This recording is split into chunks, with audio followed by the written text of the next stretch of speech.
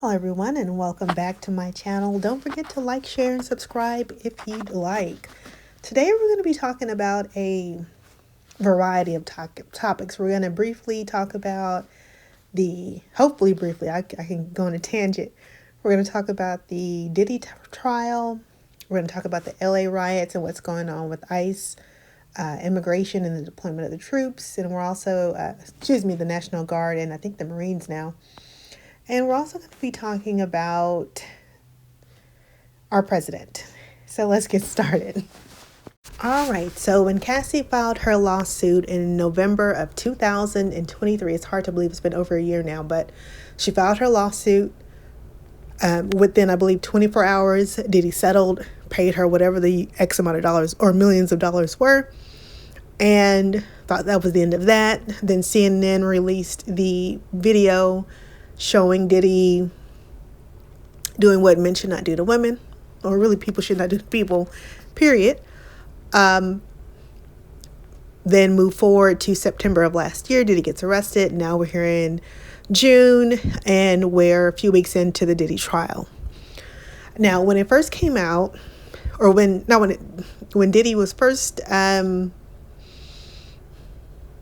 Diddy was arrested, and actually I think this was before this, when they seized that it was before, when the FBI or Department of Homeland Security raided Diddy's mansions, two of his mansions, and then everything came out about the 1,000 or so many hundreds bottles of baby oil and all these other things.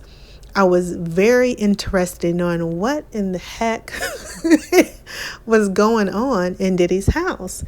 And with the baby oil, I think a lot of people thought that it was laced with some type of drug because, that's just a ridiculous amount of baby oil. And I know when you have the means, you probably stock up. You don't want to run out of anything. I don't know. I've never been a billionaire, right? But I think we all thought something was sinister going on with the baby oil. Now we're a few weeks into the trial, and all of the information that is coming out with the freak offs. Now they're, I think, victim number 3, or Jane Doe is calling it, hotel nights. We all know what that means. It's just orgies that's going on. It's just become a bit much. And of course, we have a lot of YouTubers there, or a few YouTubers there, in the courtroom. There's Tissa Tells, there's I think his name is Armand Wiggins, a few other, I think Rotten Mango, she's been there as well. So a lot of other prominent YouTubers are going in. They are watching the trial firsthand. They're getting the information. They're obtaining the transcripts live. So it's a lot going on, which is cool. But the whole case obviously is about RICO. Or racketeering. Basically, is your company a criminal enterprise? Is your company a front for a criminal enterprise? Yes, you say this is, dim songs, pho kitchen, but are you money laundering? You know what I mean? Like, yes, this is Jack and Jill's car wash, but, how are you really making your money? And are you using this business to do criminal things and just under a thin veil? So that's what this whole racketeering case is about. In my non-legal opinion, because I do not have a Juris Doctorate in law, I think that the United States has proven their case thus far. Even if people keep saying that the sex is, or the schmex, I think people are calling it to not get flagged on YouTube, is consensual. The payments that are being made for, these freak off sessions to the escorts, it's all consensual. Even the relationships, or I guess that's what you call it, the relationship he had with Cassie and the other victims, consensual. They're getting payments, they're getting benefits for, the physical or schmexual services that they're providing. But I don't know if people really still know this. prostitution is illegal in the US of A. It is illegal. Now, there are brothels. There are some, just like gamble's illegal, but there are some places where you can gamble, like in Louisiana. There are some casinos in Oklahoma. Of course, we all know it's free or it's legal in Las Vegas. But doing it outside of those jurisdictions makes it illegal. And the fact that he was using the alleged fact that he's been using Bad Boy Enterprises or Bad Boy as a conglomerate to pay these funds for these sessions makes it, it's criminal, but you're using your business for it or business funds for it. So that's, the racketeering portion of the case. Now, all of the other stuff that's coming out, the details, I'm not sure that we need them at this point. It's gotten a little bit much. I remember back in the day when there used to be a little bit of decorum. There were certain things you just didn't want to hear about. I don't want to know that he likes other men's happy juice rubbed on him. I don't think that I needed to know that, but whatever the case may be, here we are in 2025, and I know way more about Diddy than I needed to know. Do I think that he'll do I think he'll be convicted? I do think that he will be convicted. I do think that he's going to at least do, if I have to guess, I know he's looking up to life. I think he'll at least do or be convicted on 15 years. I think he'll at least be sentenced for 15 years. I know there are some people think that he's going to get a mistrial. He's going to walk. I just don't see that when the US of A is coming at you. I mean, they pretty much already have their ducks in a row. I don't see that happening. I'm not a Diddy supporter. I was never really a fan of his music anyway, but, let justice be served. But it's just, oh my goodness, never thought I'd see that. And then it kind of makes you wonder, who's next. And there's this whole conspiracy theory that, Jay-Z is going to be next on the list. Jay-Z and Beyonce, whole Rockefeller Records and Rock Nation, and which I think is also his. I want to say Rock Nation covers the sports agencies that he does. I think so. But either way, that's the next conspiracy that Jay-Z is next. Some are saying that he and his wife Beyonce are moving a lot of their assets overseas and probably planning to move. We'll see, right? That's just hearsay. Moving right along. So now we have the Los Angeles riots that are taking place due to ICE going in and raiding a lot of businesses, schools, as I understand it,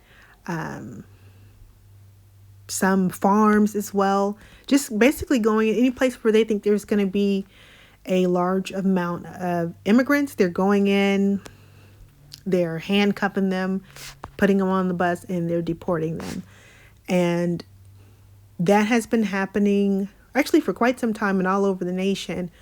But for some reason in particular, Los Angeles is having a very strong reaction to it. I guess make it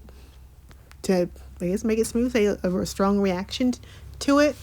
So you've had Governor Gavin Newsom, Congresswoman Maxine Waters, other individuals coming out against what's happening over in their county, in their district, in their state.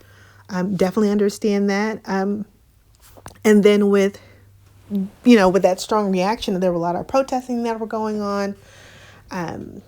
There were vehicles being burnt. But I think before that, what really kind of,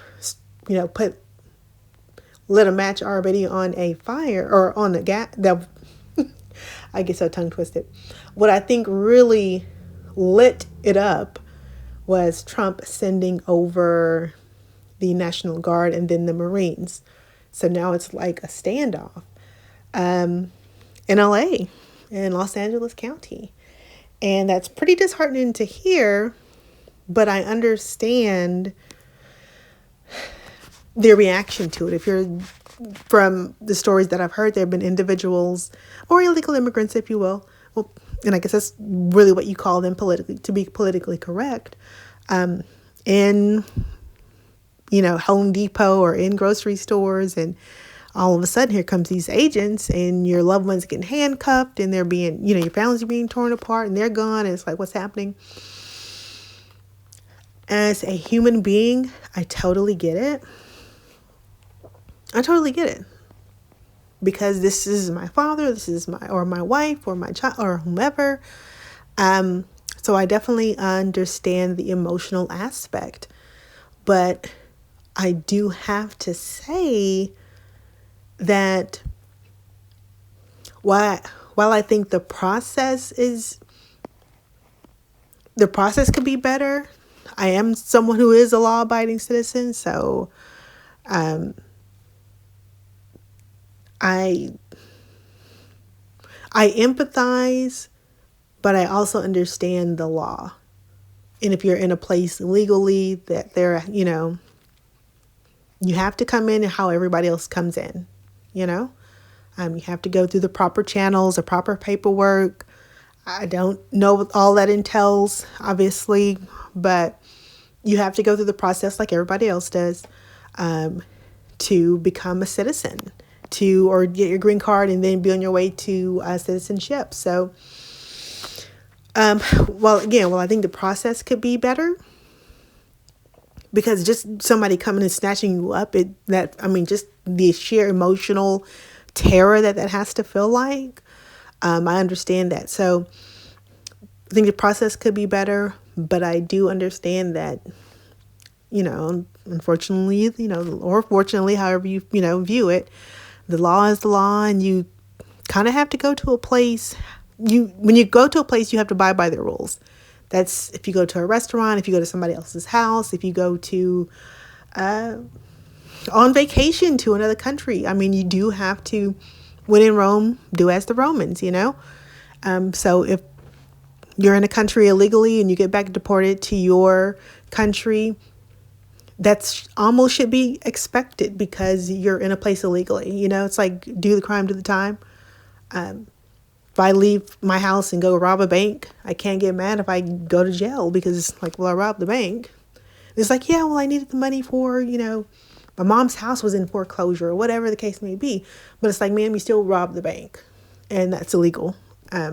So there are consequences about that.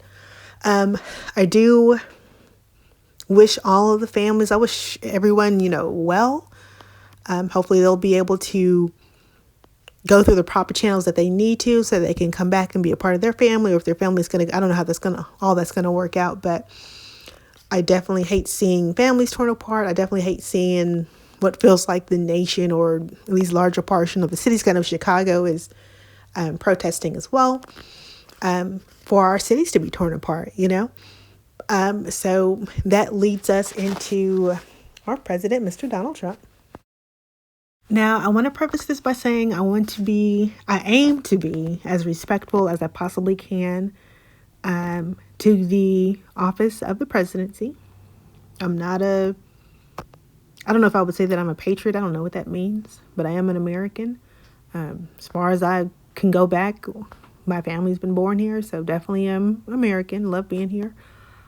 Have no plans on moving anyplace else. So I say all of that to say this. I do think the way he is going about this, the way he's going about his presidency currently, I really, I'm a process and procedure kind of person. I'm a person that likes to do things smoothly, efficiently, and effectively, with minimal amount of dust. That's kind of my thing. I feel like if you have a proper procedure in place, let's follow that, let's keep it smooth as possible. I don't feel like you have to go in with the jaws of life to take out a tooth, and that kind of feels like what's being done. even if, and the economist and, political strategist and whomever else can have an opinion about it, I do think he's done some things that needs to be done. I don't agree with everything, but I do think that there are some things that were necessary, but how he went about them, I don't agree with. Specifically what's going on in LA, things that happened with the tariffs. I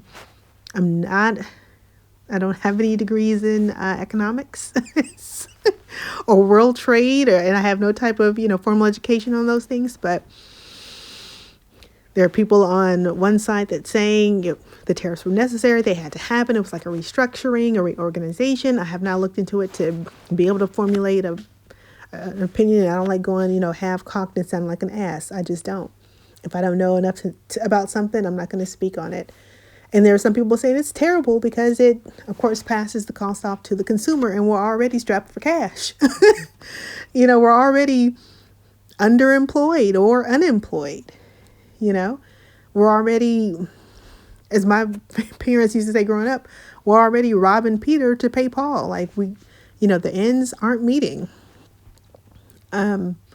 So having to have Americans already who are strapped for cash, then you've got, student loans, garnishing your wages, now having to pay extra at the checkout to get, a loaf of bread and some meat is ridiculous.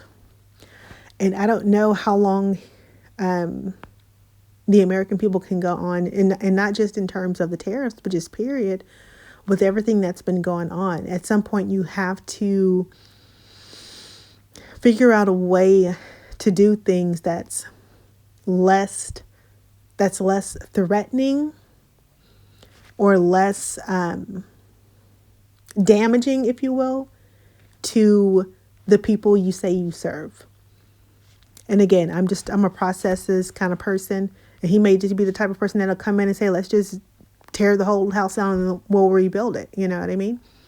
I'm the kind of person that say, well, hey, it's really not the whole house. It's just, we can just redo the roof and do some things with the walls. Everything doesn't have to be torn down to be rebuilt. But that's just my perspective. And sometimes things do, but I don't think that this nation was in that terrible of a place where everything had to be gutted, especially with, our national health care for our elderly, for our sick, disabled. We have to care for people that are unable to care for themselves. I do believe that. I'm not on either side of the field. I'm not, a socialist, if you will. I'm just somebody that believes that, if someone can't help themselves, who is going to help them? I mean, do we just let people die? That's inhumane, You wouldn't want to be left dead, At least not that I know of, right? So we've got, and this is only, what are we, 5 months? This is June, 6 months. We're just about, or really just like 5.5, because he was sworn in on January the 20th. So, we have a long way to go. And I'm not sure that we're going to look back on this as being the best years or the best presidency. And I don't know which presidency has been the best, but this definitely feels like just a day by day upheaval. And one thing that I've also noticed, and I'll get off of him because I don't like to get too political on my channel, or in period, is the amount of news that we're being constantly inundated with, day by day. And now it's just like as a few hours ago, there's, an imminent attack, or probable attack, I should say, that may be taking place between Iran and Israel. So it's like every day, throughout the day, it's something. And it's gotten to the point, especially with this whole Diddy trial, with LA riots, with the beginning of the year, with the fires that were going on, unfortunately, in LA, and just nothing you can do about that. But it's just been like a constant mental warfare in terms of keeping your mind focused on your goals and on your life and on your family. And while these external factors do affect your family, you in yourself, you have to determine how much you will allow of it in your space. And that's kind of where it's at now, kind of where I'm at with it at least. It's like, okay, I've had enough. Turning the TV off. This is enough. You don't have to be totally consumed with what's going on the outside. So make sure that you're staying focused on your goals, whatever they are, staying focused on yourself, your loved ones, your family, your faith, the world, the news, all of this stuff is going to take care of itself. So you take care of yourself, and thanks for watching.